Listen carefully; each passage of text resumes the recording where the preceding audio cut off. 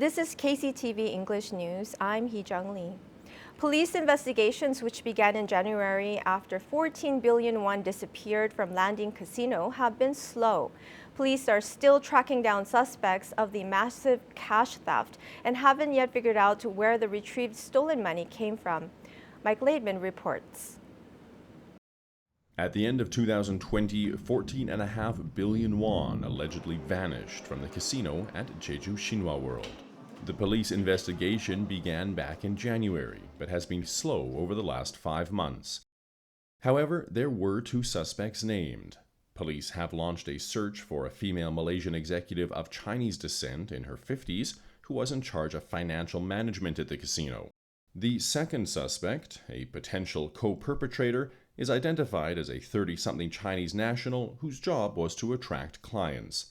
The 2 left for Dubai and China respectively right after the theft. Police have thus far failed to bring them to Korea, although a red notice has been issued to locate and detain the suspects. However, there is still no certainty that the 2 could even be forcibly returned to Korea, as treaties for the extradition of criminals are different between countries. Police have questioned 2 suspected Korean accomplices, but failed to secure any kind of meaningful evidence from them. Despite these setbacks, police have discovered 13 billion won, presumed to be part of the stolen money. Some was found in the Jeju casino's VIP safe, with more found where the Malaysian executive used to stay in Jeju City. But police have failed to find out from where the money came. The owner of the casino, Landing International, and the male Chinese suspect are both claiming ownership of the cash. Police have yet to comment on the issue. The property of the 2 suspects was searched, but police failed to find any related evidence, including anything of note via CCTV footage. The massive cash theft has gone unsettled for months. With police still trying to track down the suspects behind the theft, with no idea where the retrieved money came from, it is doubtful whether they still have the will or incentive to bring the case to a conclusion. Mike Laidman, KCTV.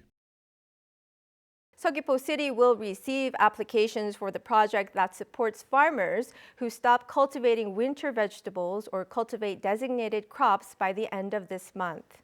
The project will provide 3.8 million won per hectare for farmlands that cultivated one of the 3 following crops in the last 2 years, including winter radish, carrots, and cabbage, which need to be stabilized in supply. In order to receive the grant, farmlands required to be characterized as idle or must be cultivating one of the designated crops until March of next year. The city of Seogwipo will undergo inspections through November and will begin dispatching grants in December. As part of the gender equality policy, the province is promoting a project to produce archive videos of the history of women in Jeju for the first time this year. The main characters of this project are 10 ordinary women who have contributed to the development of Jeju in the course of Jeju's modern and contemporary history, including farmers, nurses dispatched to Germany, and merchants.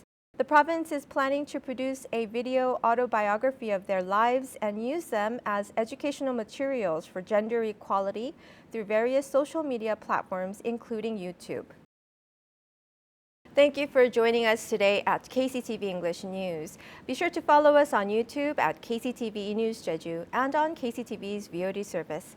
Have a great evening.